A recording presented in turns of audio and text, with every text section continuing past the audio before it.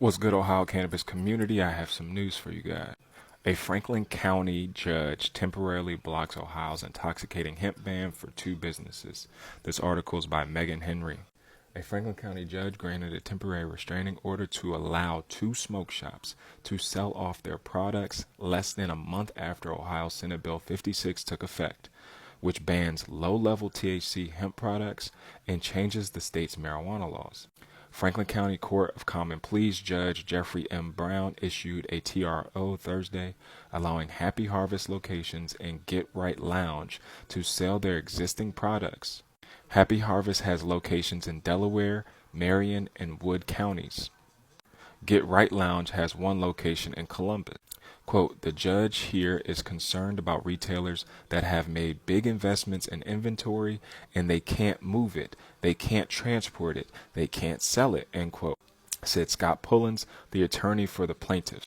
Quote, he's given them really a grace period that the legislature should have given them, end quote. Ohio SB 56 took effect March 20th after Ohioans for Cannabis Choice failed to get enough signatures to get a referendum on the November ballot for voters to block the law.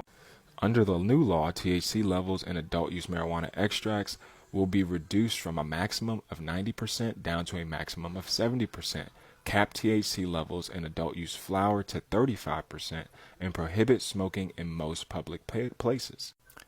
The two businesses will only be able to sell products to people 21 and older, according to Franklin County TRO. Quote, products obviously cannot resemble candy or anything along those lines, end quote, Pullen said. He was not sure how much stock the store had left. Quote, if you haven't gotten it out of the state before the law goes into effect, you're kind of stuck, end quote, Pullen said. Quote, you get caught transporting it and they're going to charge you with a felony drug trafficking. The new law prohibits possessing marijuana in anything outside of its original packaging, criminalizes bringing legal marijuana from another state back to Ohio, and requires drivers to store marijuana in the trunk of their car while driving. A preliminary injunction hearing will be scheduled in about 2 weeks, Pullen said. Quote, we'll come in and bring witnesses in, but we think we have a good shot at least being able to continue in business through November, end quote, he said. The new federal restrictions on hemp products is set to take effect November 12th. Congress voted in November to ban products that contain 0.4 milligrams of total THC per container when they voted to reopen the government. Previously, the 2018 Farm Bill said hemp can be grown legally if it contains less than 0.3% THC. Ohio State Rep. Jennifer Gross, Republican from Westchester, recently joined the lawsuit as a plaintiff. She voted against Senate Bill 56 in November. Quote, she's someone that can testify to the legislative process, how it was handled, end quote, Pullen said. Quote, she's been very supportive throughout the process. A Sandusky County judge recently issued a TRO on the hemp portion of the new law, which allows the sale of intoxicating hemp products to continue in Fremont.